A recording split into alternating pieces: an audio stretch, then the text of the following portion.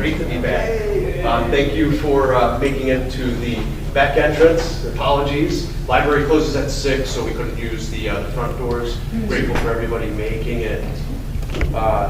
Council of Albany Neighborhood Associations, this is our July meeting. In the past, we took a little bit of a break during the summer, so grateful to everyone making it out tonight. First, I'd like to introduce the Albany Police Department. Carol, come on. I should have looked over first. Apologies. You're good, sir. Thank you. Good evening, everybody. I'm Justin Wallace, Albany Police Department. Dan Webster wasn't able to attend tonight. He apologizes. They'll catch you next month, though. So I know Dan usually goes over some stats, so I brought the most updated stats as of this morning for year to date. So that's 2023, 2024, this time of year. Violent crimes are down 3%. We had 484 violent crimes last year at this time. We had 471, that equals 3%. Property crimes are negative 22% at this time of year from last year. We move into confirmed shots fired yearly comparison. 2023 to 2024, confirmed shots fired. 87 last year, 70 as of right now. That's negative 20%. Shooting incidences. Last year 30, right now 34. That's a 13% increase. That feels kind of right. Yes. Well, shootings, less bullets. Right. I 100% agree with you. Crime guns recovered, 70 at this time last year. We're at 127 crime guns recovered this year. That's 81% up. So that's good, it's bad. We're recovering more guns. These are crime guns, they're probably stolen or they're actually known to use in a crime. We are collecting them, obviously. The numbers were up. So what's the difference? What happened? How did you get them?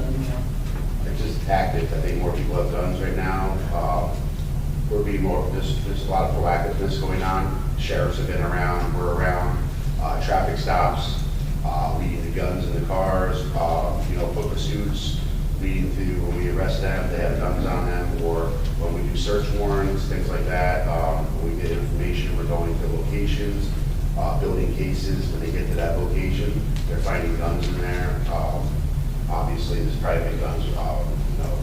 Can you source them? Can you figure out where they're coming from? That was my question. Yeah. So, I mean, most of these guns are all illegal, right? So most of them are stolen.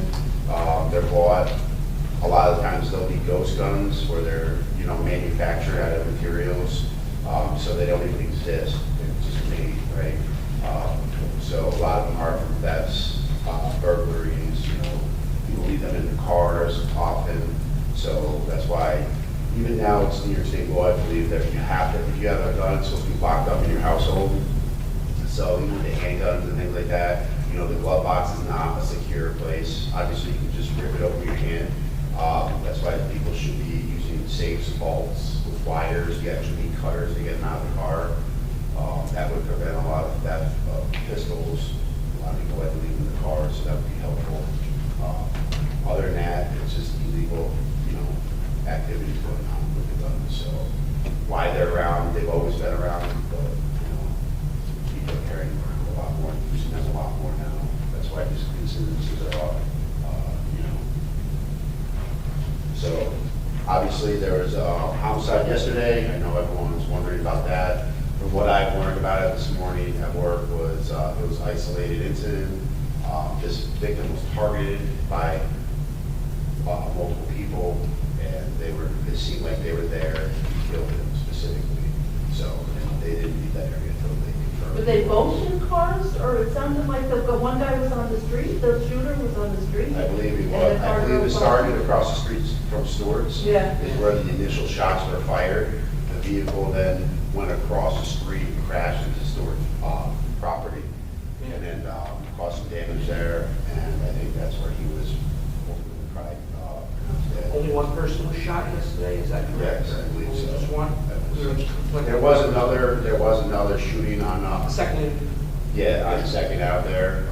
I believe we have someone in custody for that one.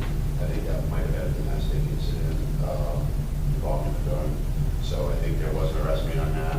But our detectives are, working very active. There's a lot of information coming in, and there's video from over there, so it should be a proactive investigation in terms of solving it, things like that. You guys have any other questions? Wasn't there an incident around the fort with 6 people shot? Yes. I'm unfamiliar with it. I was off for the whole week, but I did hear about it, yes. I didn't get details on it. If you guys, I'll left my cards in the back.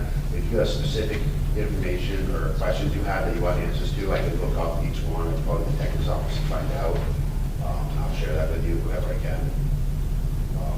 But I Because don't- one thing it indicated, they were from Troy and Schenectady. They weren't even, the victims were not from Albany. Yeah. At least- Well, there's usually a lot of parties going on, people gathering, and, it's not uncommon for this type of thing to happen when you're mixing different areas, especially in Albany, and the younger people, and the people that are involved in these crimes usually have associations like Troy, Albany, or uptown, or downtown. So when there's these big parties going on, everyone wants to have a good time, but once things start happening, drugs, alcohol, people have guns in their hands, things happen, and, the drama starts, so. I noticed yesterday's shooting, the victim's car had Jersey plates on it, so he wasn't from around this area. I can't confirm, it could have been a rental. Okay. I know a lot of folks use rental cars. Okay. So I see a lot of that happening, especially people that are committing big crimes. They usually will get a rental car or things like that, or they just take plates. They have piles of plates and put different plates on cars. We get a lot of that. A lot of people, report their plates being stolen constantly, and these people will just grab plates before they commit crimes. That's just another way they do things. So that would all be figured out in the investigation, run the bin, run in that person, see what people's registered to the household or whatever, the family. So you never know. They could have been from Vermont or Jersey or wherever. There's a lot that goes into it. That's why we always tell people to be patient with us. It's ongoing, and everyone's like, sure, yeah, okay. They always say that. But there's so much that goes into it, honestly. And these detectives are working really hard, and we're trying to do what we can. But that was horrible for everybody involved. The neighborhood, someone brought up the fact that, the businesses were shut down for so many hours. They were affected. So there's a lot of people that get affected by this. It's not the victim or the suspect. It's ultimately everyone in that neighborhood or the people that could have been shot, or hurt. So This is a much easier thing, sort of. I think I'm turning to my former crotchety neighbor, but was it my imagination, was there massively more fireworks on 4th of July? It sounded like. I was not in the city. After my first 5 years, I started taking 4th of July. Hi there, my name's Jenny Vacations. Smart. Yeah, my pre-planned vacations, I started taking 4th of July, Halloween off, but Wow. from what I heard, yes, we were super busy, and we couldn't even get to the firework balls, and it's nothing new. In terms of priority-wise, it's very low compared to when we have shootings and stabbings and assaults happening. It just seemed. It's just not realistic we'll ever respond to a firework call. It just can't happen, and there's only realistically on a given night, probably up to 20 patrol cars, if that, if we have them all operational, most of the time in the shop, broken down or crashed. So realistically, we'll have between 15 and 20 cars on the road, but on 4th of July, after like 9 p.m., there's usually like 20 to 30 pending calls. And that goes all the way to like 3 a.m., so maybe later. But I've heard that. I've been working up in my area, up all through Scotland. I mean, there's people that have legitimate like pyrotechnic shows going off in their backyards. That's what I was thinking. On a dead end street. Yeah, and it's an annual thing. I did everything I could. I reached out to the homeowner, codes was involved, patrol supervisors were involved, but when we can't even get there and we're chasing around shots fired and stabbings and things like that and assaults where people are getting beat, it's just not something we're gonna do. We just can't do it. And then it's over with, and a lot of people get rid of all the evidence, and it's like we weren't doing anything. And it's like like, well, there's, all your neighbors have video. But like I said, it's a nuisance. Everything in Albany County has been banned, right down to a sparkler. So, what does that Albany County mean? what? Albany County put a ban on fireworks and Somebody anything. really had a banana I thought they were okay now. No, they changed. They changed it, and you can't even get a sparkler around here. Oh, You There can was go a across the fine. river to Rensselaer, get them, but in Albany County, you cannot. Even my kids want sparklers, I'm like, I can't get you, I'm sorry. They're like, why? It's 4th of July, I'm like, I know. You're on your own, kid. Right, yeah, birthday candles, you good with that? But, I don't know, but, yeah, I wasn't in the city 4th of July, I'm sorry, but, that's it. Any other questions? If you guys have any specific questions, my cards are back there. You can contact me by cell phone, text, email, whatever you want. If I'm not getting back to you, just keep messaging me and say, hey, what's wrong with you? Like I said, I left my phone in my boss's office like 10 o'clock this morning, and I have a whole pile of stuff waiting for me on that drive. So, and you're short-handed. yes. How many officers are we down now in the city? 70 something? They're saying 80. 80, really? 80 officers. We have an academy class we just started with 15. We exhausted the civil service list. That's like people like 90s all the way down to like I was passing 70. And we were able to pull 15 candidates out of that. By the time the academy started, we were down to I think 9. So I think we're at 9. A couple of them got hurt or had a medical thing where her heart was having issues. So we're down to like 9. We continue to put class after class after class. We exhaust the list. We're doing everything we can. You know, our new contract will be up in 2026, so hopefully they can throw a bunch of money at our salary and that'll entice people to come. I don't know, 20-year career, throw more money at it, I don't know. It's a great career. I'm Busy. grateful for you. I wouldn't want my son to be a police officer. And I hate that I say that. Yeah, it is. It's a tough profession. You can get hurt, you can get killed. Luckily in Albany, I mean, I feel like most of the city respects us. And I don't care where you are. I rode a bicycle in Harbor Hill for 6 years. I never felt scared or threatened. Sometimes I did, and we knew the players that were like that, but it was all upstairs mental stuff, and a lot of it's just talk. But like I said, overall, I felt safe here, and I felt respected by most. So, you know, it's what it is. So, Thank you. Thank you. What year was your contract? 2026 it expires, so we'll start negotiations again. So hopefully, I mean, our salary right now, we top out at 86,000, I think. And when you throw in the holiday, the roll call, different monies, uniform allowance, it comes out to be like 91,000 without any overtime. That's with all the hidden money, but that's after 5 years of service, you top out at. Most officers being hired in our tier 6, they're half their base pay with 15% cap on overtime, which affects those guys and girls because they're looking at this career as I'm going to be half my base salary. So even if I'm at $100,000, I'm only going to walk away here with $50,000 retirement. And they're all paying health care now, where I was grandfathered into a thing where I don't pay health care after 8 years, which is a huge bonus why I'm still here. Other than that, I would have chased money. Just because I'm tier 5, I'm also half my base salary. So with that in mind, if they can change the tier system, they might have to do it because of what's going on, you know, statewide with all law enforcement and all hiring of tier 6 members and 5. So it really affects them. So they're really looking at jobs where they can make the most money. Because we're all going to have to work after 20 years. We're all going to have to go get another job. You can't live on $50,000 if we're at $100,000. For me, I have 5 years left. Will I be at $100,000 the way contracts are going? I don't know. So, you know, that's something I have to think about. But I have free healthcare, so that's a big bonus for me, but the others don't have that. So that's another, they're not coming here, they're the busiest city, we're one of the busiest police departments in the capital region. So why would they come here when you would have to make $92,000 and have, you know, quarter of the call volume? So all that stuff is worked into the mindset of hiring and things like that. But 80 cops down, approximately. So, We got new neighborhood associations, standing with, hopefully that's. we appreciate you guys, yeah. And we also have to talk about National Night Out. I'm going to talk to my bosses about that. Last year, there was some talk about doing one spot, and we were trying to get all the neighborhoods to come together, because it wasn't really working out.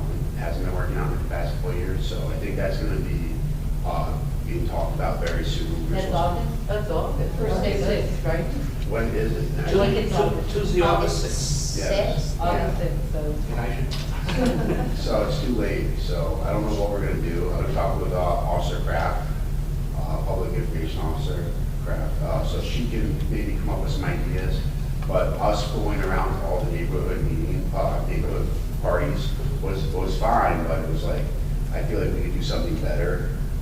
So we should all talk about that at some point. Even if we don't do it this year, maybe next year, coming together and doing one big thing. Because that's what it was always about, the neighborhoods coming together and getting with the police department and things like that, so. Do they have plans for coffee with the cop in October? Yes, we do have it set right now. Cops on top. We're doing coffee with the cop and then cops on top, where we raise money for the Special Olympics. I'll have Megan Kraft post that, because I don't know about coffee with the cop. We do it every year with Chris's Coffee, so I'm sure we're gonna be doing it again. But I have her post something or reach out to CANA, John. I'll have her reach out with something, specific dates, I'll reach out with you, and then you can put an email out or something saying, also confirm dates and location, so, yes. I wanted to mention, there was a little program where we drove cadets around, to get kind of familiarized them. Yep, I'm familiar, yeah. Pop-up barbecues? No, I'm just talking about cadets. It was with our Sort of like recruits, a right, with the actual orientation. police recruits that were actually coming Yeah. out to the job as part of their field training, I believe. Yeah. Have you guys been doing that, or did they let that go? Tim Geisel recently told me that he'd be getting in touch with me again about doing that. Okay, I think the good. classes were so small. I hadn't heard Yeah, about it. so that, you guys He said that- you guys all enjoy doing that? Oh, yes, Having fun. the police recruits come out with you guys and you That's guys talk about great, your yeah. neighborhoods specifically and say what's important and tell them what's important to you in terms of quality of life and things like that. But the reason I want to mention is that one person who was from either a suburb or out or past the suburb, saying he chose city of all the police because it was something like, in effect, he was saying it was more professional, more stuff is going on, more, you learn a lot more. So it's, at least some people see it as as a good place to be. It's a very active, busy city. You'll see more here in like a week than you'll in like a year in other departments. And it's not a lie. Like in your one shift, you might get more action you would in a whole year at a department. And it's all, from petty larcenies right up to murder, like you see everything. I think they were doing CPR and they did like, this is stuff that's not made up. Like this is stuff we're actually doing every day, every hour, like, and nobody knows about it, but it's crazy. But Are you still on schedule to have the pop-up barbecues in July? Because there's one scheduled for Thursday night at Eagle Hill. yeah, Sunset Park, that got listed horribly, but it's Sunset Park, it's Eagle Hill, it's put down as Eagle Hill Elementary, Right. Eagle Point, but it's Sunset Park, we're doing that tomorrow, it's still on. Okay. So that is on Sunset Park tomorrow, 5:30, 7:30. So we're gonna be doing that next week in Buckingham Lake. Okay. So those are good to go. And then New Scotland, New Scotland, August 7th. yes, yeah, I'm still working with that, so we're gonna confirm. And then Huffman Park is August 22nd. Yes. Wonder. Yes. The schedule's out there. The only thing that's gonna change it is, we had a couple changes. We're gonna do one August 10th in Swinburne. I'm gonna put that on our calendar, and I'm gonna do Megan Kraft and update it this. I'll update that flyer and have her post it and just say, hey, update it, everybody, check this out or something. But, August 10th, Swinburne, we're gonna do like 11 to 2, and we're partnering with Chick-fil-A North Greenbush. They're gonna bring over 200 chicken sandwiches or so. And I'll probably run hot dogs on the side also. We're gonna give away ice cream passes to kids. I'm gonna try to get some bicycles to give out. Where's it? Swinburne. Oh, So, why do they get preferential? well, Because we don't have a spray pad. honestly, It's our hot. to be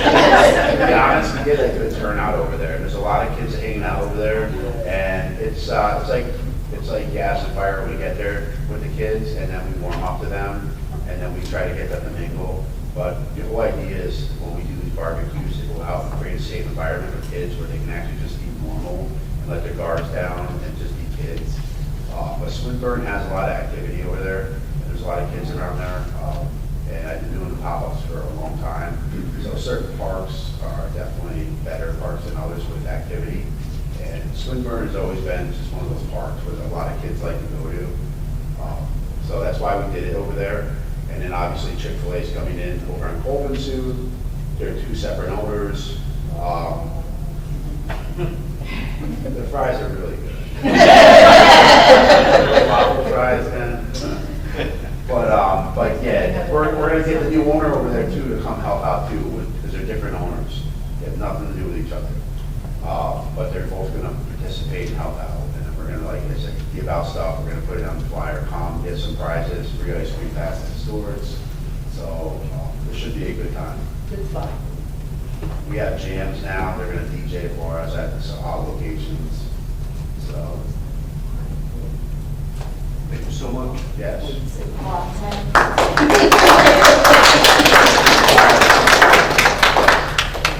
Now we'll do some audience introductions. I'll go first. Rockport, Delaware Ave. John? John O'Grady, West End.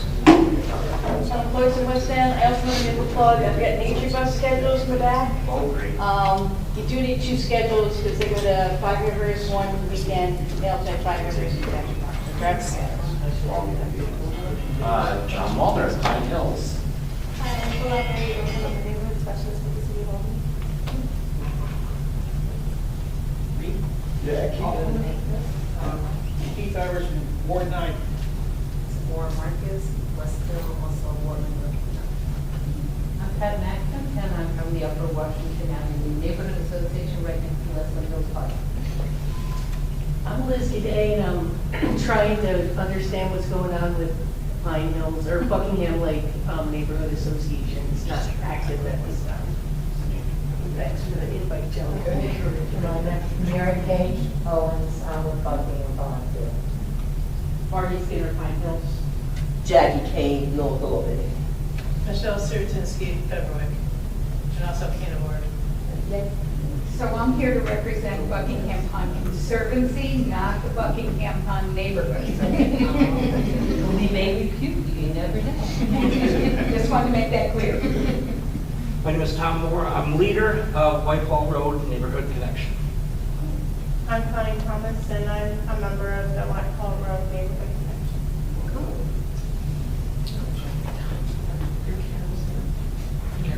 So now I'd like to turn it over to Albany Water.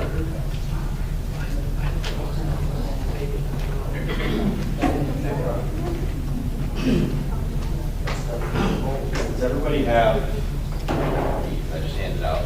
Yes. I'm Martin. I got one. I know, what do you sound like now?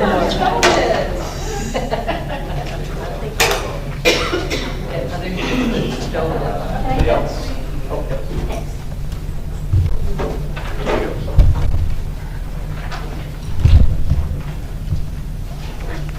Thanks, Rob. My name is Joe Coffey, Public Works Neighborhood Association. Also the Water Commissioner for the City of Albany. Thank you for inviting us here tonight. There are 2 things that we wanted to talk about. I know the group was interested about the Lincoln Park Learning Garden, but from my perspective as an engineer and the Water Commissioner, and I think Steve would agree, one of the things that we wanted to talk about, which is important, is our annual water quality report. So we do want to spend a little time on that. We have copies here for everyone, and I'll give a chance to compliment Steve when that comes out. But first, I also talked to Officer Wallace on the way out. As the water department, we work really closely and appreciate the support we get from APD, both on our scheduled work and our emergency work. They are incredibly helpful and responsive to help us with traffic control, because we work in some pretty squirrely places, and not everybody's paying attention when they're driving, as you probably can understand. APD's been very helpful to help protect our crews when they're working, so we're very thankful for that. So on the Beaver Creek project, Steve, can you cue that one up first? Yeah. And kind of run through that one? Yep. I want to give you more time, so we'll let you. still last.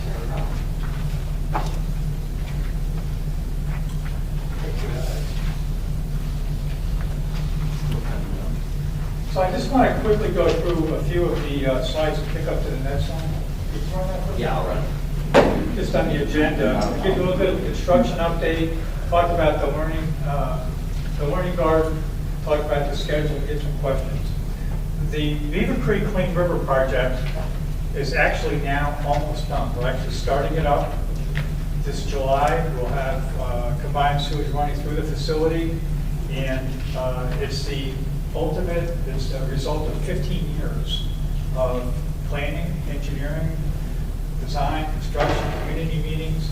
So the project that we have now is really the result of what I thought was incredibly productive community meetings we had.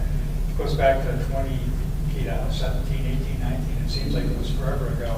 And the project we wound up with, I think, is a better project than what the consultants originally designed. The original project was going to have whatever screenings were going to be removed actually screened up into a garage and then trucked out to the county sewage treatment plant. And you're thinking about it, not for nothing, but that's kind of stupid. in the middle of the park. So we actually came up after some thought with my Deputy Commissioner Senko, who's probably the smartest engineer I've worked with in my 50 years of working. He came up and he found a undercapacity sewer at 3rd Avenue. And with a little bit of imagination and creativity, we were able to design a solution where we could take the screenings from this facility, keep them underground, and through a new pipe that was constructed from where the facility is now, down to 3rd Avenue, and take these screenings directly to the county sewer plant and never have to see the light of day or the odor of the day. So, and I always talk about my conscious Daniel Hilly, who I think was the one who kept saying, hey, you got to do something better. So I saw her the other day and I thanked her for such a great idea. So now we're actually through with this project. It's a $35 million plan. When you drive past it now, you see 2 school buildings up on top. Underneath that, it looks like a small village. One of our operations managers walked down here this morning and he said he's looking at his cell phone because he thought he was going to get lost trying to find his way back out to the top. So, but most of that is really where this screenings are removed from the combined sewage, and whatever goes over, say, 15 million gallons a day, which is when we get these rain events, we take that extra water, combined sewage, after the screenings are removed, and it goes through a chlorine contact tank, which is a big thing underground. So we actually disinfect it, and chlorine disinfect it, and just as it's ready to go back out, we dechlorinate it, because we don't want to have any of that material going into the Hudson River that has chlorine in it, because that's toxic to fish. So it's kind of primary treated wastewater. So we removed all the floatables, the screenings, we've disinfected it, and then dechlorinated it, and then send it back down to the river. The facility, Albany's the largest of the pool communities, the 6 pool communities. I always get these mixed up. Albany, Cohoes, Watervliet, Green Island, Troy, Rensselaer. Passed my cognitive test for the day. So Albany is by far the largest contributor of the combined sewage to the Hudson River.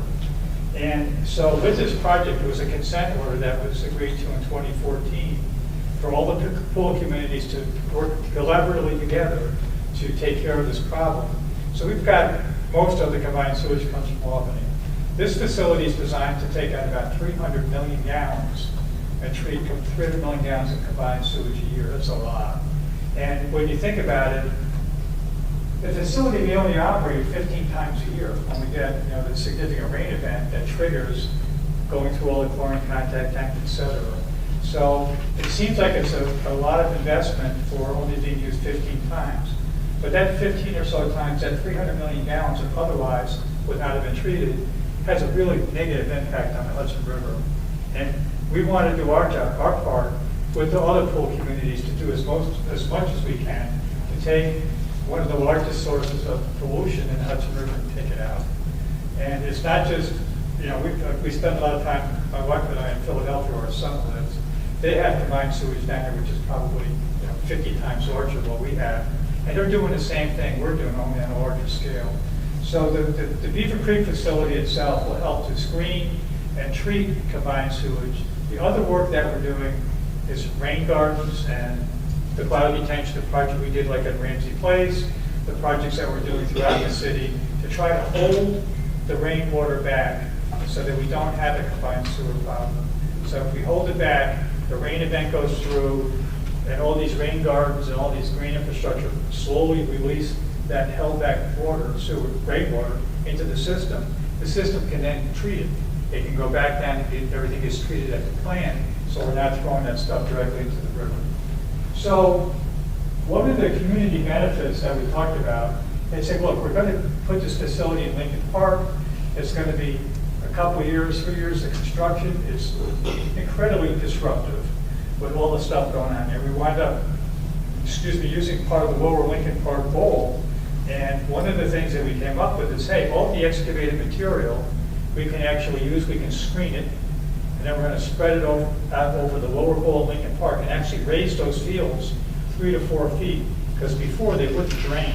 They were too flat, so this way we're able to grade it, so we can actually have layout of different playing fields. The way it's set up now, the fields closest to Eagle Street are really set up so they can be used for cricket. Then as you come farther up, they can also be used for kickball and kickball fields. But as you go farther up, there's actually, the middle of it is set up for football, and then closer to the bathhouse is actually set up for soccer. So they're all graded that way. They can be lined, so that each of those sports can ultimately be used for what it's intended to be. What is baseball? Softball, probably it's more, I think you're seeing more softball. And I think there's other facilities, in fact, that baseball, I think, is used. I know they're looking at doing more at Huffman Park now, with the St. Rose app, so that can be actually used a little bit, the St. Rose leading, so.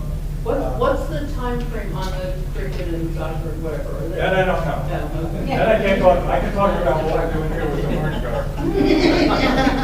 Yeah, don't get me off my topic. I'm sorry. I think it's, the way we're set up now is the work we've done on the fields, we've actually turned them over to the recreation department, so they can actually schedule those fields any way they want, anytime they want. I know the cricket folks were probably dislodged for a couple of years, so I think they can come back now. I know the folks who play rugby down here. My next door neighbor just broke her ankle playing for the law school. What she's doing playing rugby, I still don't know. So the community benefit part, we said, look, one of the problems we had with the Lincoln Park facility is in that ravine. It had been grown over. It was really a mess. It wasn't even something that you'd want to walk through. It was not safe. And there was a manhole somewhere about up in here that would broke. So every time we had a big event, that manhole, the grate would actually blow off, and raw sewage would be piling out of that, and would just sit in that ravine, that low area, stinking to the high heavens. And it was a health hazard. Children who were trying to play, you could not, walk through that ravine. It was kind of nice when you play in the woods when you're a kid, no house woods. So it was just an unhealthy situation.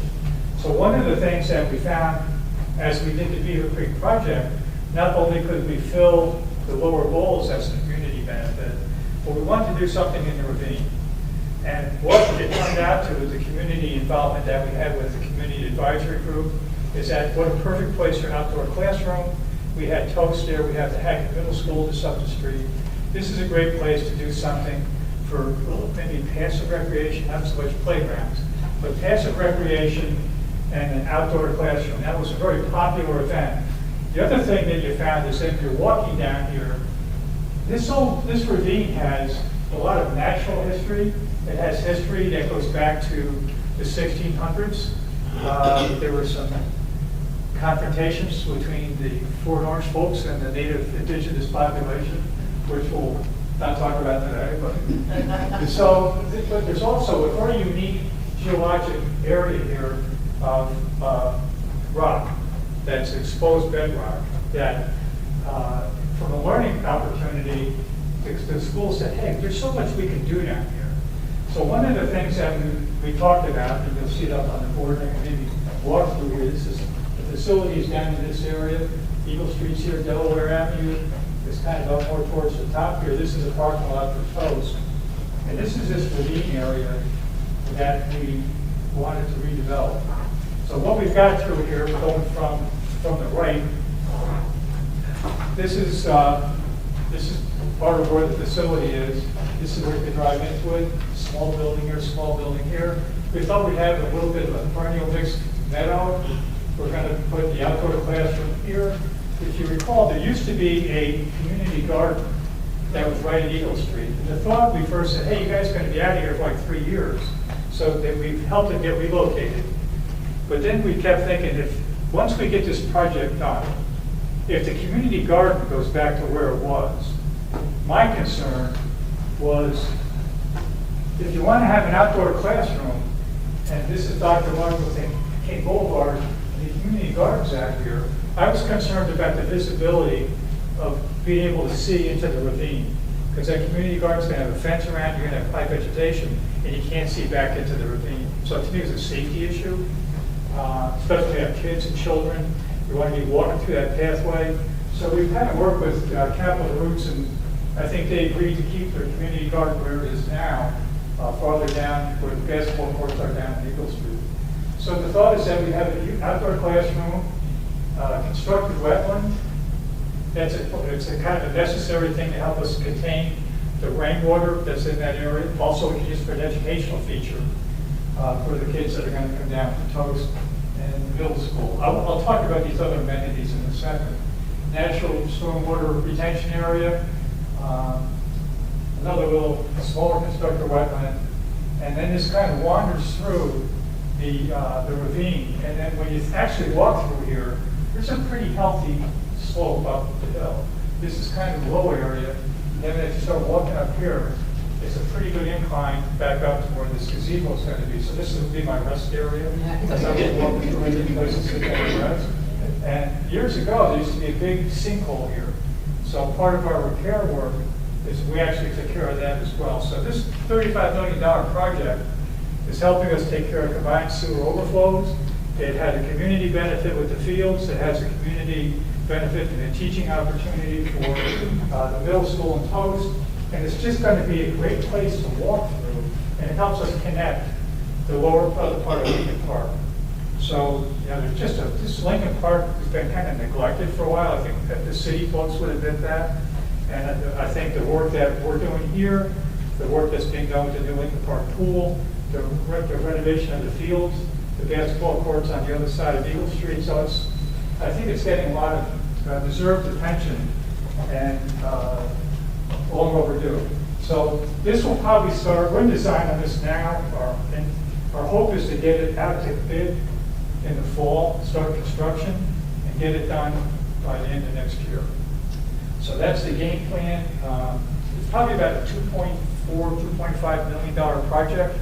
We were fortunate. We have a lot of grant money with this, about $1.2 million. The water board will kick in some money on this as well. So it's pretty funded, pretty well funded. The thing that I worry about is that there's not a lot of contractors around anymore. So when you're bidding the work, there's not a lot of competition. So it puts a lot of pressure on bid prices. So the thing that we want to make sure we get done is we want to get all the path all the way through. We want to get the outdoor classroom done. We want to get this constructed wetland done, and probably the gazebo. So that'll be like the base bid. And then we'll have these alternates for the human sundial. If you've ever seen one of those, they got them down in Washington. Those of you who travel a little bit, they're kind of neat actually. A labyrinth. This is I guess it's a good tool for folks that have. Well, I've been told folks that maybe on the spectrum a little bit for just an opportunity to kind of collect thoughts in here. So it's almost like a little meditation place as well. A little bit of a more of a natural playground. There's a little maybe a wetland boardwalk that we can kind of walk over and see some of the vegetation as part of what that's going to look like. A larger scale of that, if you've ever been up where the Babe Ruth fields are near Woodlawn, Reichman Alley, up in that Pine Hills area, we did a constructed wetland back a few years ago. And after a year or 2 years, it looked like it had been here forever. You know, it's a very natural thing. So these would be good, probably add all to this if we have the money. everything will be done that's right at the first bid. If not, we'll kind of add them on and do one as we get the funds available. But I suspect it all will be filled out no later than 2026. A couple of things that we don't show here. Take go back to the first one, Steve. One of the things that I would be thinking about, you know, as a parent, grandparent, somebody who walks around as an older person, you know, is this, you know, because it's kind of, ooh. Yeah, it's a little hard. What did it drag to the bottom corner of those status messages? I don't know. Yeah, my screen It's just a flashes. screen now. One of the things that we talked to the police department, APD, about, maybe putting some blue light stations down through the pathway for security. You see them on a lot of college campuses in certain areas. I think that provides a level of comfort for folks walking through there. It's a place you can get to and hit that thing pretty quick and get some attention. So we don't really show that on the plan because that gets kind of granular, but that's something we think is pretty important. So that's the schedule, that's the cost. We're kind of excited about it because to me that's the icing on the cake. You know, that's the hard part is done. This is the easier part. And this is something I think the community is going to really enjoy when we get it done. Any questions on the learning garden? Just curious on the project is called Beaver Creek. Now, I know there was daylighting elsewhere in the city, and can you just explain why it wouldn't work in this? Well, we did daylighting. There's a good reason for that. The reason that this isn't really a stream. You know, the Beaver Creek used to be a stream until as the city expanded farther and farther west out towards New Albany, you know, all those houses, you know, dumped into the sewer system, and the sewers were streams. Now, if you drive through, you look at an old map, a USGS map, you see the little blue lines on it, streams. You don't see them in the city anymore because they're all piped. They became combined sewers. So the only stream that you can really see is the Patroon Creek. That's the one that we daylighted at Tivoli Park. And if you ever get a chance to look at that, that is a hidden gem in the city of Albany. If you ever get a chance to walk down there, it really is a hidden gem. The city's done some great work with trails through Tivoli Park as well. Oh, it's great. Oh, it's scared of fish. So that's pretty, and again, this was a stream. Beaver Creek was a stream. And it was probably piped in the, I'm guessing around 1860, 1870, because that ultimately went up the Beaver Creek and then it kind of forked off a little bit.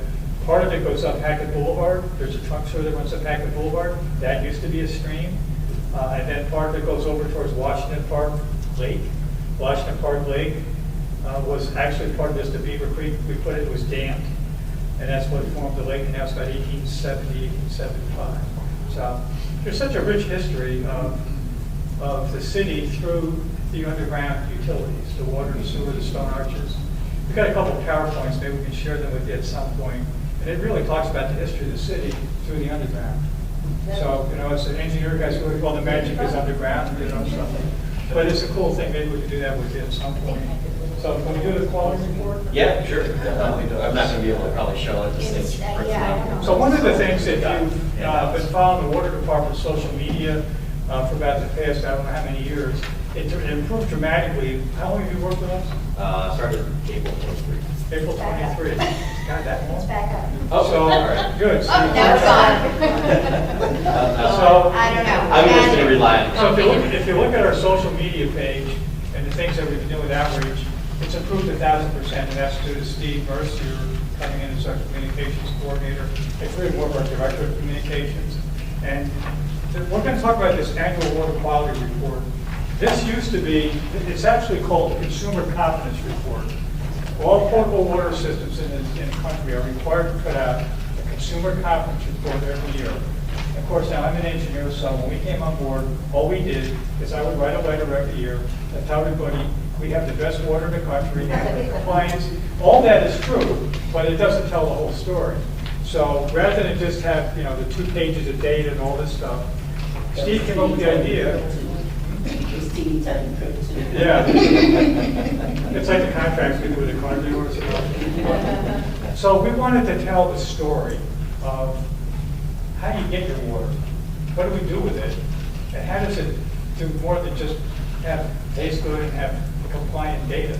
So Steve came up with this idea. We looked at a bunch of things in other communities and kind of best practices. And I think he did a damn good job on this. So we were so proud that we actually printed copies up, a couple thousand, and we're passing them out all over the place. So without further ado, you're on. Thanks, Joe. Hi, everyone. Steve Merce here. Thanks very much for your time and coming out on this really hot evening. So we're just going to kind of go through the water quality report. I'm not going to worry about that. So it's really broken into 5 different focus areas. The supply area, purification, delivery, at home, and then the data, right? The real hard numbers, right? It's really easy there. So in splitting this up, we're going to kind of start with our supply. So when we talk about supply, that's where the water comes from, right? Obviously it comes from the sky, but how do we collect it?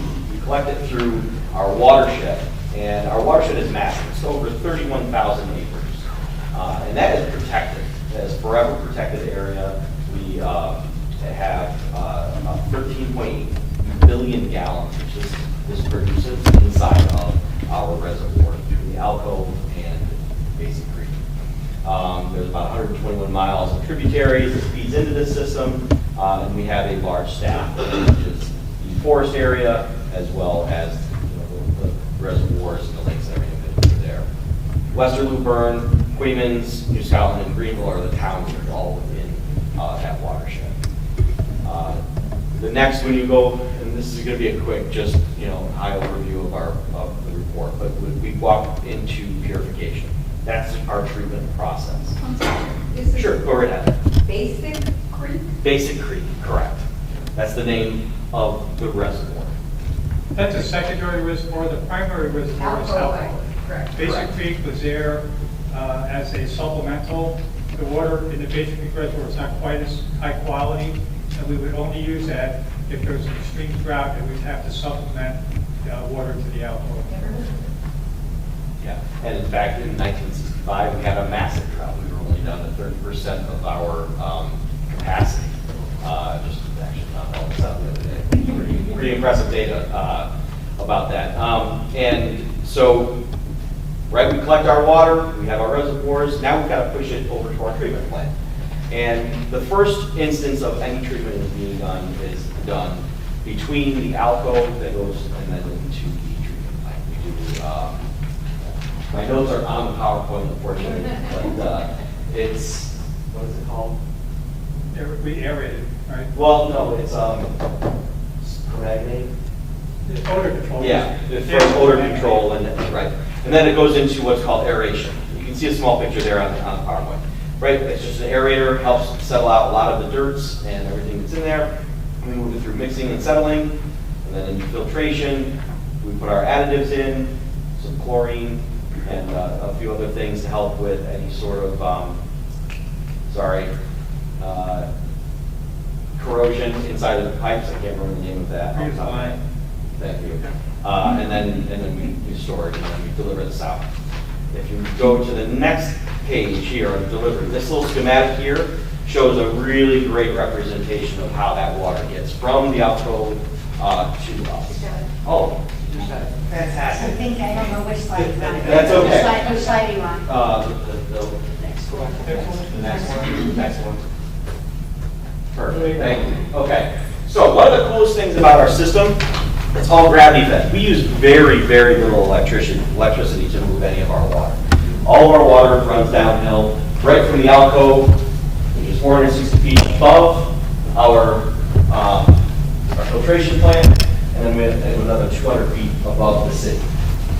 Now, you can imagine with billions of gallons moving through our system, that creates a lot of pressure. So throughout the city, we have pressure release valves, and they do use electricity, but that's about as much electricity it needs to maintain and push get our water from A to B, B meaning your homes, right? So it goes through the process here, down into the city, and then it loads up into Loudonville for another secondary source of water for us here, Loudonville Reservoir. Yeah, I'm not sure how many of you know about the Loudonville Reservoir. If you, for Memorial Hospitals, if you drive up, that part of the Shaker Road there, it's up on the right-hand side. That's where the Loudonville Reservoir is. I'm 11 Arms. Yeah, Yep, article report from Liz. Yeah. This system was built in 1932. We're approaching 100 years, and over the last probably 15 or plus years, they've been doing quite a bit of work on treatment plant. Joe DiGiovini is our facilities manager over there. He has been really doing a lot of upgrades that have been very necessary, implementing new technologies into the SCADA systems. We do tours, so if you have anybody that would like to come take a look, I highly encourage to do so. It's a really interesting experience to take just to see how that process is. I kind of equate it to, Charlie and the Chocolate Factory, kind of thing. You can see where the chocolate's made. I think the other thing too, and I like to just remind people, is it's a 24/7, 365 operation. Our folks at the water plant, they work around the clock every day of the year. They don't get the holiday, they switch a little bit, but these are really dedicated professionals, and we are. I've worked for a long time in engineering, but mostly in the private sector, the last 10 years in the public sector. These folks are special. They are very, very talented people. And what we didn't talk about is, we're showing the system. Our operators can sit at a control desk and see the system with the SCADA system, the telemetry, the electronics. We can control a lot of the movement of the water through the system right from the Pure-Fish plant. So again, the technology is pretty incredible. And a lot of folks, you may have heard about some, there's been a lot of scares with hacking into water systems across the country. Joe DiGiovini is an instrument technician by trade. We work with Homeland Security and EPA, did a very deep dive into cybersecurity of our systems. So we feel very good about our level of protection from a cybersecurity perspective. We're insulated, nothing's directly into the cloud. So we're comfortable with how we operate the plant to protect your safety. Any questions so far before we keep moving along? There's a test at the end. Okay, moving on. Next page, we're going to kind of bring it home. So one of the largest initiatives that I'm a part of is working with Katie McKittrick. She is our engineer that handles our lead pipe initiatives. We need to make sure that our homeowners understand and landlords understand that lead pipes are a big issue. It's a health hazard to have. If you have lead pipes in your home, chances of you developing symptoms of, children especially, learning disabilities, height. There's another thing that I can attest to. I don't know about Joe, he's taller than Joe. But lead poisoning is a serious health issue. The Biden and Harris administration has put together large packages to push a lot of grant funding to help get these lead pipes out of people's homes. There's a lot of lead pipe grant money available. Depending on what you qualify for, there's a $2,000, $5,000, or another different bucket, $5,000 that you are be eligible for. Yes? So if my house was built in 1972, am I safe? Probably. Well, where are you located? On Lennox, off Western, right next to the pond. Probably. But what we're still going to do is we're going to pothole representative areas. We're going to go out and deal just like straight down where your shutoff is, and we can look at both sides of the shutoff to see if you have lead or copper. Now, I lived on Lennox at one point, but the house was built about like 1920s, and I had lead at that point. But 1972, chances are you probably have all copper, but Albany is squirrely. We actually still had, lead was kind of banned in like whatever, 1980 something. I came as a water commissioner in 2014, the city code said you shall use the best high quality lead for your water connection. It takes a while to catch up and change, so the code has changed right now. So we have pretty good records, and we have actually, on the website, we actually have an interactive website. You can put your property, and if we know what it is, have an idea what it is, you'll see if it's lead or not. And if you have any questions, call us. We'd be happy to come out and take a look at what you have in the meter. that doesn't always say anything, but if you've got copper at the meter, you've probably got copper all the way out. Just when because your house is built in, no guarantees, but. There's easy ways to tell. If you go to our website, we actually have walkthrough videos where you can go to your basement and do a quick test. And you'll set, it's just give us a call. Yeah, I just got a door hanger telling me they're going to dig a hole someplace. Because you're going to dig a hole somewhere. I got a door hanger that says they're going to. Oh, yeah, that's the pop one. Basically, it's like a big, huge vacuum that just sucks it right out, and it's very, very small hole, and then they just fill it. So we're actually required by EPA to have an inventory of all of our services by October of 2024. So we got 25,000 services. We think we had about 13,000 lead. So we're going to try to focus in areas that we think are lead, and through some predictive modeling, we can kind of do a representative sample. That gives us an idea of what the rest of the neighborhood may look like. We've done a lot of that out towards Carsfield, out to the Scotland area a little bit, but it's going to be a little more challenging as we get down, to the South End, parts of West Hill, Harbor Hill. Those are older areas, and it's a little more difficult because they're not always in grass and sidewalks, and it's a little more destructive to do that work.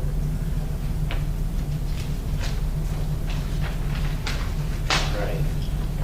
Next is the data, right? So in there, yes, not a lab tech. Some of this stuff might be right over your head, kind of like myself. However, it is fairly easy to read when you go through. When you go through the water quality report, you can get a good understanding of how things operate. And it's pretty easy to see that when you look at the table of detected contaminants, has there been a violation? It's yes or no. Now, this information is reported to the Department of Health and the EPA. This is our gold standard here, this stuff. And so we test, I don't know how often we do these tests. Well, it says how often. Some of the parameters are tested daily, some are weekly, some are monthly, quarterly. Some of the crazy organics and pesticides are done annually. So they're all on different schedules, but we still have to report them all in the confidence report. And just some quick definitions in the back, kind of give you a better understanding of some things, some notes, and some FAQs for you in there. I think the one thing too, we tried to identify what some of the system improvements were in the last year. So every year I kind of list some of the things that we've done that impact the system. But we've always bragging about quality water. It tastes good, and having lived in different places, Philly, Boston, Charleston, our water actually does taste pretty good. And I have no qualm at all about getting tap water and drinking it all the time. I always tell people, our water rates are still pretty economical. It's about $4 per 1,000 gallons of water. That's per 1,000 gallons. You go out to Hannaford or Market 32, you buy a case of water. In the case of about $4. And you got the question. But a couple of things I just want to talk about. When you look at the microbiological, that's the coliform stuff. Like in Loudonville, we actually were one of the first systems in the country to use ultraviolet light to disinfect our water, because after we've gone through the whole system, up in Loudonville, that's an open reservoir. So it's open to the air. Birds are flying around, so we chlorinate that. The water's chlorinated going in, but as it comes back out of the system, we chlorinate it again, and we get ultraviolet light. And that's a bacteria side and a virus side. And that's why we feel pretty comfortable using with the water coming out of Loudonville, that it's as pure as the water coming out of the tank. And we add lime to the water. Steve mentioned that for corrosion control. That's the method that we use to help keep lead from leaching out of your lead services. God bless you. Which is why we've been pretty successful, even with an old system, having our lead results that we use for our required sampling under the action level of 15 parts per billion. We just finished a combined sampling last week, and I think we're about 10 parts per billion, which is pretty good for the system we have. And that's, I think, the use of lime. That kind of raises the pH in the water, so that helps a little bit. And we talked about potassium permanganate. Again, that's used for odor control, that taste and odor control, because you still have a reservoir, you still have stuff growing in the reservoir. it helps with the organic removal a little bit. One of the things I just want to talk about too is everybody's all talking about the forever chemical PFAS. So now that it's required to test it, I used to work in a consulting business. When I learned that Hoosick Falls had this PFAS problem, I go, geez, I wonder if we got it. And I knew it was in their groundwater and they had an industrial facility around, but some of it could be coming airborne. If you're in the stack and the stack settles over the land, this chemical can get into the groundwater, can get into the surface water. So we tested for PFAS back in 2019, 2020, wasn't detected. And I think part of that, again, as Steve points out, we've got this great watershed that's all forested. We don't have any industry around it. And where the alcove is, it's not even agriculture. Basic has a little agriculture around it, so that's why the quality's not as good. But alcove is good. So we actually tested, now it's required. EPA has set a level of 0. That's like impossible to have anything at 0. The instrumentation to measure PFAS can get down to about maybe 1.8 parts per trillion. Parts per trillion. All right. So whatever we have, it's under 1.8 parts per trillion. You put that in context. If you had, 1 million gallons of water, it's like a drop. That's what 1 part per trillion is. It's a 1,500 Olympic-sized pool. It'd be a drop of water. That's what 1 part per trillion is. So 0. You can't get 1 drop of water. It's almost impossible to achieve. But I think, regardless of that, the fact is we can't detect it in our system. We feel pretty good about that. So we're going to continue to do what we do with the watershed. Amy Walsh, our watershed manager, has worked. We have an agreement with the Nature Conservancy. Is that this thing on page 21, that's the perfluorohexane? Yeah. That's the PFAS? That's all that PFAS Yeah, stuff. okay. Yeah, so that, it's, the goal's going to be 0. And right now we're not, probably not 0, but we're less than what the MCL is. You're at a drop. Yeah, it's a drop. So, but again, Amy Walsh, we started doing stuff with the Nature Conservancy years ago. The entire watershed around Alcove is now protected in a permanent conservation easement, and which I think we feel very proud of. And we actually went out and did an inventory of every tree in that watershed. And we actually have gone out with an agreement with the Nature Conservancy to market and sell voluntary carbon credits with that Working Woodlands program. That's going to generate $1 million a year for us in revenue that we're going to put right back into protecting the watershed. So we can use that to give grants to farmers around the Basin Creek Reservoir to help them manage their farmland so we don't have cow pool going into the creeks in the Basin Creek and stuff like that. So when I talked about the pride I have in our staff, it's because of people like Amy, the work they do that has such vision and foresight. These are young professionals, and they do what they do because they love what they do. They can make a whole lot more money someplace else, but it's a passion for doing what they do. They want to serve the community that they live in, and they love the work. You always ask the tough questions. I'm thinking, the old pipes that are hundreds of years old and that are falling apart and breaking, that were made of brick and whatever else. Where are we in terms of that? Are we still vulnerable to stuff like that, or are we? Yeah, remember with the SUV that slipped into that fell into the hole? That's part of that Beaver Creek trunk sewer. And that was if you were a terrorist, that would be the perfect place to do something. Because we had part of the Beaver Creek trunk sewer there, which was in the same area that we had our 48-inch transmission main that was coming from the treatment plant going to Loudonville. So when the sewer collapsed, it broke off part of the valve on the transmission main, which was flowing at about 4,000 gallons a minute and probably 80 pounds of pressure. And if that SUV wasn't in the hole where it was, we probably would have knocked that building down.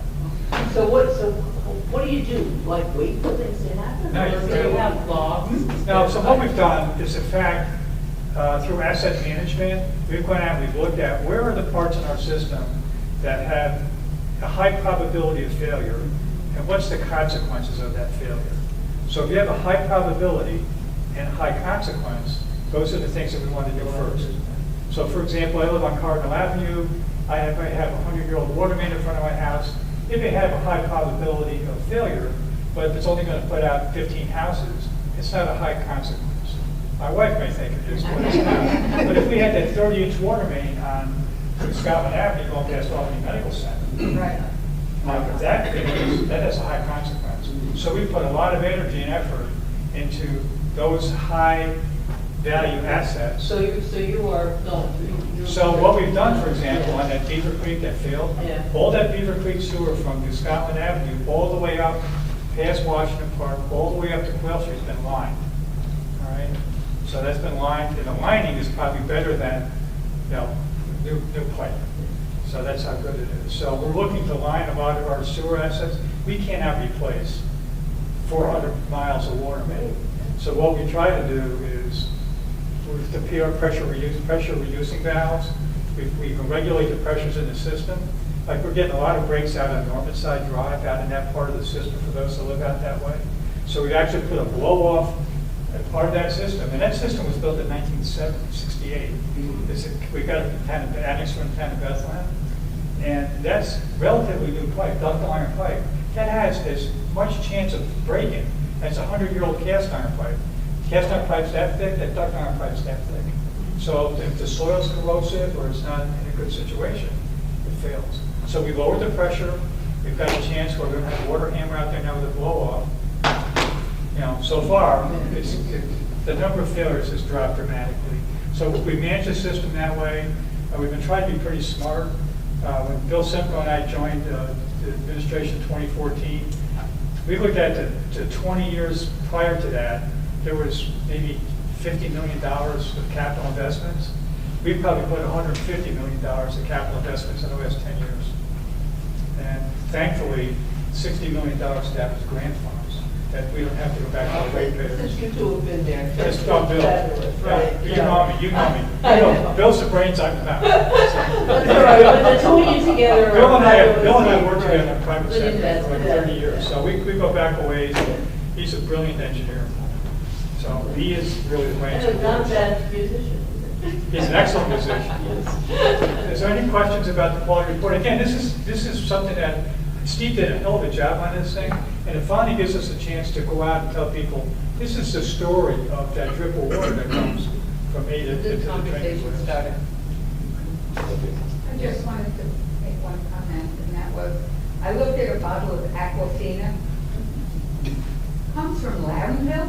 Yeah, your works is probably. That's what it says on the They're bottle. a part of PepsiCo. Yeah. And Pepsi has a bottling plant in Latham, off of near the airport. So people said, you want to make money, why don't you bottle Albany water? Right. Yeah, and there's something wrong about that. If you get it, it's not a plastic container, but just drink it from the tap. It's good, it's cold. I fight with my kids all the time. Bottled water is not tested to the same way we are. So I'm not knocking bottled water. Once in a while, you gotta go when you gotta go. You got plastic. Those plastic disintegrate. I got my Jetty with tap water and it stays cold filled at 6 o'clock in the morning. Any other questions? Yes. I have one. The table where all the different tests and passes and fails and this and that, does that vary a lot from year to year? It's interesting you say that it really doesn't. You can look at an annual quality report from 2014 and look at this one. The numbers like chloride, hardness, sulfate, they're almost the same numbers. And again, I think it's because of the alcohol reservoir is pretty, it's pure, it's pretty in a good area. It doesn't have a lot of, it's not the Hudson River, it doesn't have a lot of other discharges to it. Our water is, the hardness is like 50, which is pretty soft water. But it really doesn't change a lot. What you worry about is what is going to be the next regulated chemical. And we looked at a lot of those things that are the crazy names. Those are pesticides, and herbicides, and things of that nature. You probably have more of those in Buckingham Pond than you would in the water because that's for fertilizers, what people use on their lawn. So, but that's for another day, right? That's for another story. One of the things I was going to talk about. Thank you for your attention. Thank you.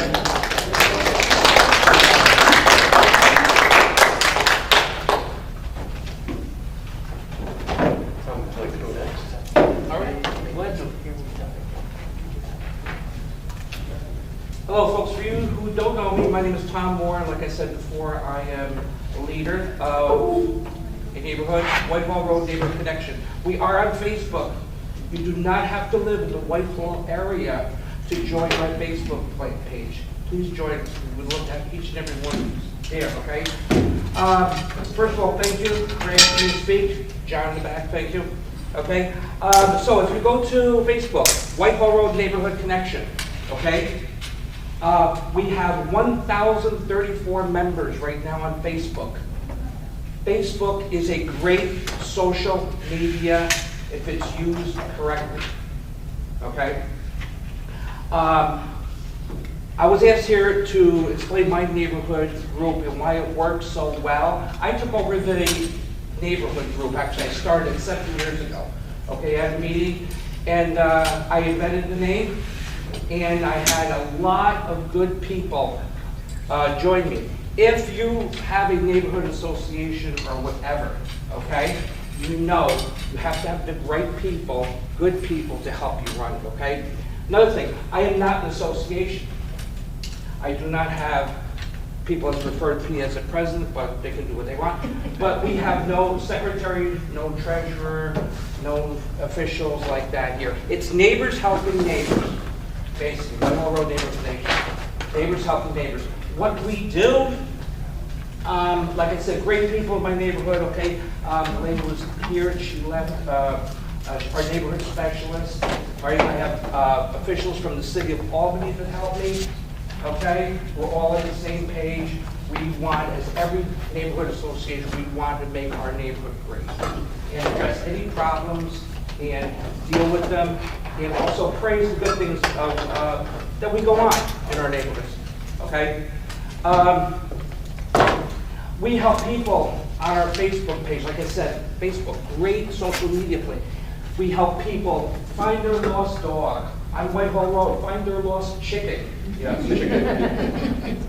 Okay, we help people that can't maybe take out their garbage someday. People in the wintertime can't shovel their sidewalk. We help them. If you need a ride someplace, you know, I've had people call me up, hey Tom, you know, can you get somebody? Sure, I'll even come down. You know, I'm retired now. I worked for Macy's for 43 years. I still have a second job. I work up a couple of roads in there 43 years. Okay? So, and I live in the exact same house where my parents had. I wasn't born there, but I was born over in Brady Hospital over at Baden. Some of you might remember that. But like I said, we help people. We do lawn care. We also address problems sometimes you might have with your neighbor. He won't mow his lawn. He won't shovel his driveway. His car is blocking my driveway or something like that, okay? Very different kind of problems sometimes, you know. I've dealt with that, okay? Also, personally, I like to maintain at the end of my street, I live in Dartmouth Street, I like to maintain the end of the street where the guardrail is. At one time, it was all overgrown. I like to go down there, clean it up, make it look great again. Now, if I stand on my driveway, I can look from Dartmouth Street, I can see Delaware Avenue, right through Ash Park, okay? Because I want to make sure everything is okay down there, okay? The other day I went to McDonald Road in Maple Ridge, okay? If anybody has seen that down there was a guardrail down there, okay? All overgrown, looking like hell. I went down there, I cleaned it up, I tried to make it look good. So I do my community service. That's what I like to do, okay? So Whitehall Road Neighborhood Connection events. My group usually has a meeting just once a year. It's hard to get people to go to a meeting. This is great. This is great. Okay, Rob, you do my meetings, okay? We usually have our meetings in May. Last meeting I had 40 people there, okay? I also had the county comptroller come, and various, Andrew Joyce came, various politicians came and all that stuff. And we're all friends. No matter what side we're on, we're all friends, we all work together. And these are great people, okay? So one of the other things that Whitehall Road Neighborhood Connection does is everybody's favorite garage sale. We have 2 garage sales a year, one in June, one in June, one in September. So coming up September 9th? Okay. Go to the Facebook. September 7th, Saturday, September 7th. Go to our Facebook page, it'll be on there, believe me. Saturday, September 7th will be our second garage sale. Our first one just happened a couple weeks ago on June 15th. Okay? We had over 50 families join in from our territory. Sometimes I say my territory, I feel like a mob boss. It's from Delaware Avenue all the way over to the Scotland. That's what I call Whitehall Road. But like I said, we're not just limited to that. Anybody in the city of Albany can join us, and I encourage that, okay? So we had over 50 people doing garage sales. Everybody had a great time. We made a lot of money and everything like that. We had a great time with it. Weather cooperated and everything like that. So we will have another one, like I said, in September, and all the information will be on our Facebook page, okay? We mentioned National Night Out. Okay, now, Whitehall Road Neighborhood Connection does a huge, huge party. Some of you have been to it, okay? On the corner of Dartmouth Street and Edgecombe Street, off Whitehall Road. For a couple of years now, we've had over 400 people show up on that night, from 5 till about 9. Albany Police shows up, they even bring the horses down. Okay, I'm assigned last year four Albany police officers just to maintain and watch over people, make sure they were safe.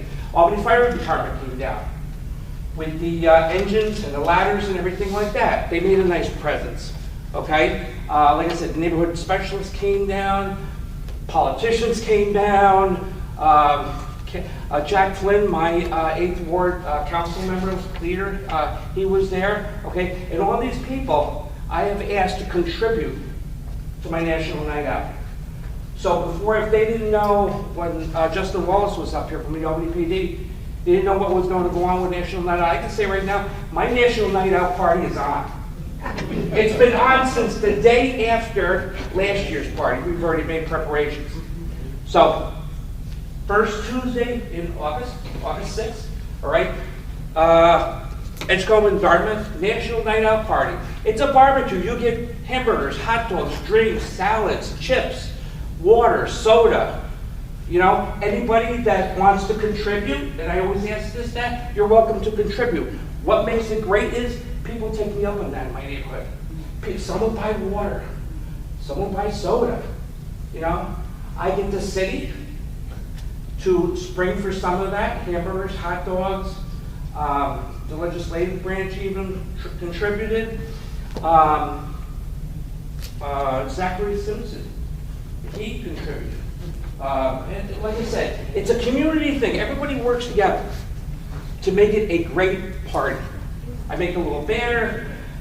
Now that the police are gone, maybe we'll have a little fireworks. It's being recorded, Tom. No? Oh well. I didn't say that. Okay. But anyways, no, we're gonna have a lot of fun. National Night Out. How many people here have never heard of National Night Out? Really? Okay, welcome to Earth. I hope you enjoy our planet. No, really. National Night Out is a community thing that's been done all over the United States. Okay, certain cities do it, certain cities don't. I never knew about it until like 7 years ago myself. And now I'm fully involved in it. We have it at a house, Evie and Dennis's house, the house with all the Halloween decorations up in the corner of Edgecombe. Okay. You know it, right? They do it, we use their property. That party wouldn't go on without them. So they're a big key player. Some people do just turn on their porch lights and say hello to each other. That's great. You're not going to have that party. That's great. And that's great. That's great. It does happen. That's great. No, National Night Out is about neighbors meeting neighbors and working with your community, whether it be the fire department, the police department, or like that. Have a good time. You know, some like Delaware, I know, which we promote theirs, Delaware, and they promote ours. They do a nice, beautiful ice cream social. Great, fantastic. Helderberg does the same thing. They do something like with music, I heard, or something like that. We promote them, they promote me. So everybody comes in, and that's what makes these associations in my group work within your community. okay? People working together, people helping people, neighbors helping neighbors, okay? So anyways, like I said, National Night Out, Tuesday, August 6th. Our garage sale's coming up. We won't have another meeting for my group probably until May next year, okay? But please, join us on Facebook, Whitehall Road Neighborhood Connection. I think I've maybe sent it once or twice. Love to have you. I want to see everybody really at the National Night Out if you're inclined to do so. Really love to have you. Meet some neighbors, meet my neighbors that are around my house now. We got some great people all the way up and down Whitehall Road and farther beyond that we want to meet.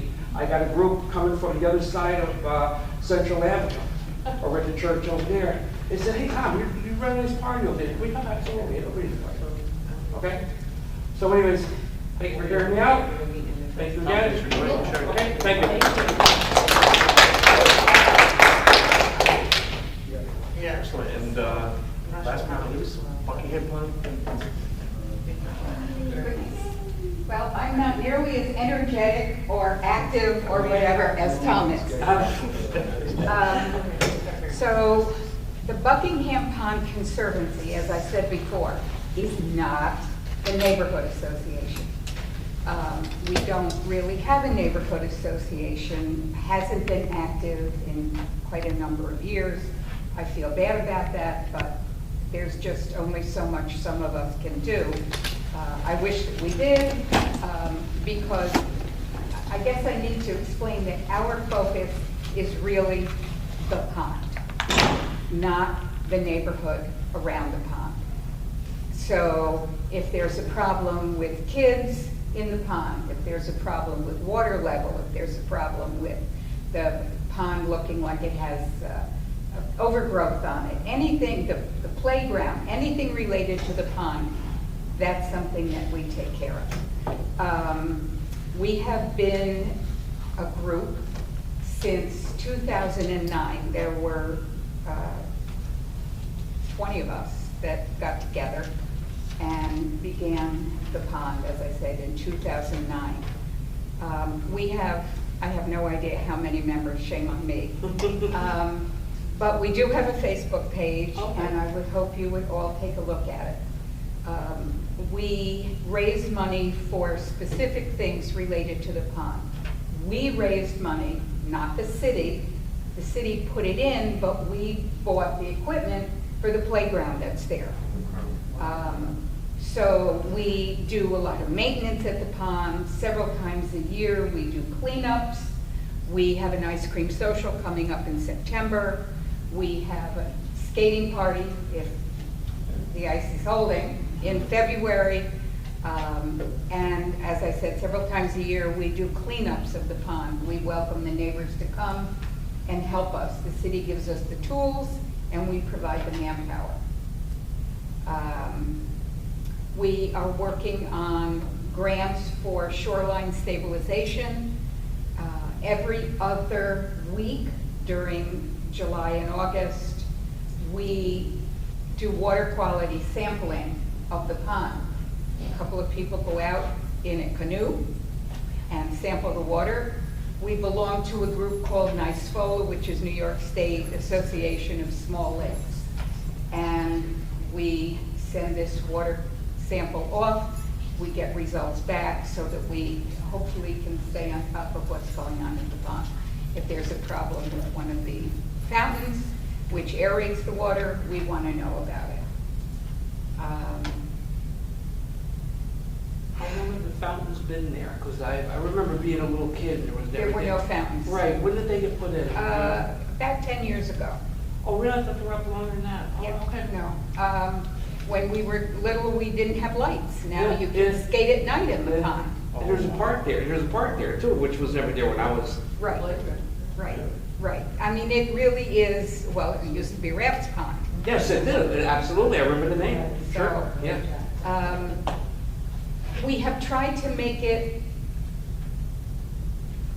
a lovely place to go for kids and parents and whatever without having it be manicured. We don't want it to be a show place for people to come and say, isn't it beautiful? No, we want it to be natural. We do some education. I know there's a Jewish holiday. In the fall, there's a custom that you throw your sins upon the water. And so people will come and throw bread. It's on Rosh Hashanah. That's No bread in the pond. When my son was little, he's now 40, we used to save duck bread and put it in the freezer, and we would go down to the pond. I have no idea how bad it was for the ducks. But it's, you know, if you want to throw anything in the pond, throw frozen peas. Throw peas and carrots. Throw grain. That's great. No bread. So we have shoreline stabilization. We have, we're trying to clean up plants that are hazardous for the pond. We are taking, different people on the board have different specialties. We have someone who's working on grants. You can find us on Facebook. We also have a website. Please look, Buckingham Pond Conservancy. You can join. It's $20 for an individual and $50 for a family. We have a little library now for kids and adults. We're going to actually put in a second one because they've been so popular. And we bought the little houses to have them, people to come and put books. Marcia, who put the book things up? Did the library do that, or the things that were the Free kids' library? book? No, that they were the pages of the book that were panels. The library put the story box up. Who did it? The library. Oh, you mean where you bought the library? Yeah. Okay, wonderful. They're great, yeah. Yes. So one in Yes. East Greenbush and one here, yeah, I love it. I know for years, I begged and pleaded and whatever, and we finally got labels, hard plastic labels that we could put on the trees so that people would know what kind of tree they were looking at, an educational thing. And You're gonna put benches for people's names on, memorial benches? That's the way yeah, to we make do it. have, we have Oh, do you have memorial some on benches there? for some people, for Jack, who was the caretaker for the pond for years and years and years. We had a $10,000 donation from a family for the playground. I mean, there are some people who are really active and involved, and whether you have money or time or interest, I would hope that you would come to our meetings. We have a meeting the 4th Monday of every month. But look on the website. What is your Facebook page name? So we can find it on Facebook. Good question. Okay. I don't know. Our website is Buckingham Pond. Yeah, there you go. Our website is buckinghampond.org. Yeah, it's just Buckingham Pond Conservancy. Is that on Facebook? Thank you. Thank you. Thank you. Impressive work. So, any questions? The shoreline stabilization, sorry, you're working with DGS to get trees in? Is Yes. that the idea? Yes. So we're trying to make sure that a lot of, because we have a problem with the path around the pond, it's a continuing problem. They put stone dust in, it washes into the pond, they put in more stone dust. We're trying to figure out a way to stabilize the path as well as the shoreline, because a lot of it is washing away. People come, they fish, we've got to get a lot of use. I mean, it's a wonderful place to come and see. I apologize. Could you say your name again? What's that? Would you say your name again? My name? Yeah. Marcia Penrose. Thank you. So I'm one of the oldest board members, both actually age-wise, length of time on the board. Thank you. Yeah, I just want to say how wonderful it is. There are people on the board who are so smart and so active and so involved. We have biologists and engineers. on the board who are really trying to help us make sure that we can keep that jewel in the city for not just the neighborhood, but for everybody. So, Thank you so much for I sharing. think people Thank are you. more aware of it than they used to